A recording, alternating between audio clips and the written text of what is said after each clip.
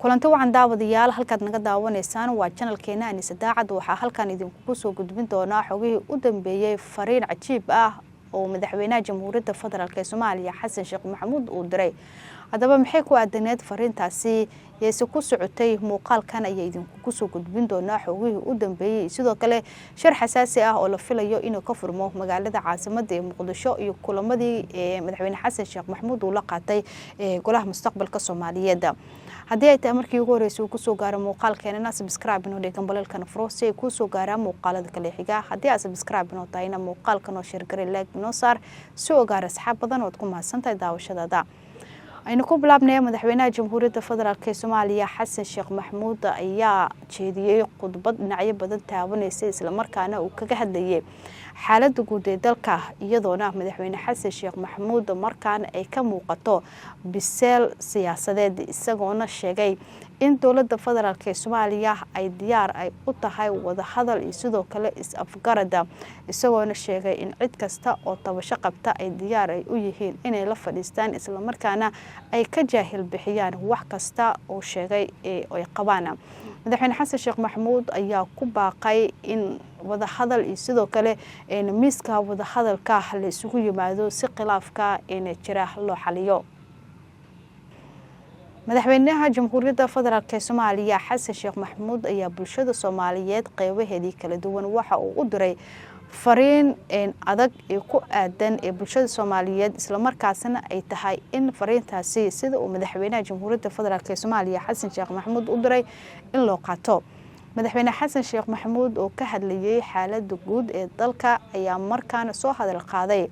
xaaladda abaaraha ee ka jirta qaybo kamid ah gobolada dalka iyadoo bulshada Soomaaliyeed ee ku nool ee qaybo kamid ah gobolada dalka ay u dhamaanayaan gaajo iyo sidoo kale haraada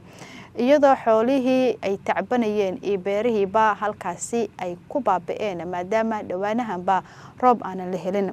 madaxweynaha Jamhuuriyadda Federaalka Soomaaliya Xasan Sheekh Maxamuud oo jeediyay khudbad dhinacyo badan taabanaysa ayaa ka hadlay arintaasi waxa uu sheegay in shacabka Soomaaliyeed looga baahan yahay inay isku gurmadaan midkood liitana looga baahan yahay midka kale inuu garab siiyo oo horeen madaxweyne Xasan Sheekh Maxamuud ayaa si adag uga hadlay xaaladda adag gaar ahaan abaaraha ka jira gobolada isagoona ku baaqay in shacabka Soomaaliyeed si wada jir ah loogu gurmado waxa uu sheegay in abaarta ay saameysay qaybo badan oo kamid ah gobolada dalka isla markaana halkaasi ay ku geeriyoodeen shacab masaakiin ah oo xoolahoodii iyo sidoo kale beerahoodiiba ay dhamaadeen sidoo kale madaxweyne Xasan Sheekh Maxamuud ayaa soo jeediyay in fadliga bisha barakeysan ee Ramadaan awgeeda la isku naxariisto isla markaana la isku taakuleeyo isla markaana la ilaaliyo midnimada iyo wadajirka isagoona sidoo kale ku baaqay in la xaliyo khilaafaadka taagan oo ula jeedo khilaafka kala dhaxeeya isaga iyo sidoo kale mucaaradka oo aan ognahay heerka uu gaarsiisan yahay madaxweyne Xasan Sheekh Maxamuud ayaa sidoo kale hoosta ka xariiqay in dawladdiisa ay diyaar u tahay wada hadal iyo sidoo kale iscalqin meesha uu khilaafka uu gaarsiisan yahayna laga soo sokomariyo sida uu sheegay madaxweynaha Jamhuuriyadda Federaalka Soomaaliya Xasan Sheekh Maxamuud markaan waxa ka muuqda biseel siyaasadeed waxa uu sidoo kale u mahadceliyay ciidanka qalabka sida oo har iyo haween u taagan sidii ay u difaaci lahaayeen shacabka Soomaaliyeed hal mar waxaan isla daawanaynaa khudbada dhinacyada badan taawanaysay ee uu xoojinta midnimadeena iscafinta iyo xalinta khilaafaadka dhexdeena ah xoojinta midnimadeena iscafinta iyo xalinta khilaafaadka dhexdeena ah dawladda federaalka ee Soomaaliya waxaa ka go'an in ay geed gaaban iyo geed dheerba u fuusho xal u helista wax kasta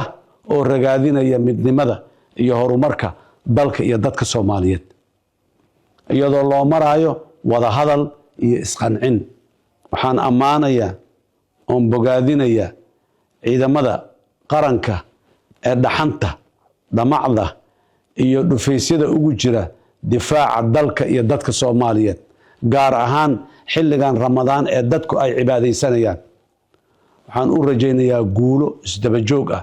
ilaahay idankiis geesiyada qaranka iyo hay-adaha kala duwan ee amniga waxaan leeyahay sii laba jibaara dadaalkiina kana feejignaada dhagarta cadowga oo ay khawaarijtu u horeyso ee caadaysatay daadinta dhiigga dadkeenna xilliyada ay cibaadaysanayaan shacabkana waxaan ugu baaqayaa boorinayaa in ay hay-adaha ammaanka si dhow ula shaqeeyaan oo ay siiyaan xog alla ay helaan oo ay la wadaagaan cid kasta oo ay ka shakiyaan khawaarijtana waxaan leeyahay daadinta dhiigga muslimka diin iyo jihaad midna ma aha ee waa qallooc iyo baadinimo ee ka waantooba waxaan fursaddan uga faa'iidaysanayaa in aan baaq u diro dhallinyarada la marin habaabiyey ee khawaarijta u dagaalamaya waxaan leeyahay waxaad tihiin dhallinyaro Soomaaliyeed oo la khalday dowladda Soomaaliyeed idin lama rabto in aad jid khaldan ku dhamaataan waxaan rabnaa in aad badbaadaan nolol samaysaan nabad ku noolaataan dadkiina ka mid noqotaan kana shaqaysaan wanaagga iyo horumarka dalka iyo dadka xooggii ummadda ayaad tihiin aad ka mid tihiin idinku si qalloocan xooggiina ayaan looga faa'iidaysanin oo dhiigga abriyada Soomaaliyeed lagu daadinin xooggaada ugu gargaar kuna dhis dalkaaga xooggaaga ka mid noqo dhallinyarada tirada badan ee Soomaaliyeed ee dalkooda waxtarka u ah kuwa idin khalday ee idin leh walaalihiin qarxiya oo dila way idinku dangaarayaan xaabo ayay idinka dhiganayaan ee way og yihiin xasuuqa shacabku in uusan islaamka sal iyo raad toona ku lahayn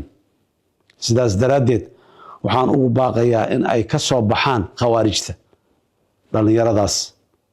dowladduna cafis ayay u fidinaysaa cid kasta oo si iskeed ah uga soo baxda khawaarijta iyo dhaqankooda qalloocan mar kale waxaan leeyahay allah hana waafajiyo khayrka iyo barakada bisha Ramadaan nabad iyo barwaaqo allah noogu dhameeyo ramadaanada dambe ee soo socdana nabad iyo barwaaqo allah nagu haddii aad dhamaysatay muuqaalkan aragtidaada inoogu reeb qaybta faalada waxaa kaaga soo baxay haddii ay tahay markii ugu horeysay uu kusoo gaaro muuqaalkeenana subscribe inoo dhig gambareelka furoosta ay kusoo gaara muuqaalada kale xiga haddii aad subscribe inoo tahayna muuqaalkan oo share garay like inoo saar soo gaara asxaab badan ood ku mahadsantahay daawashadaada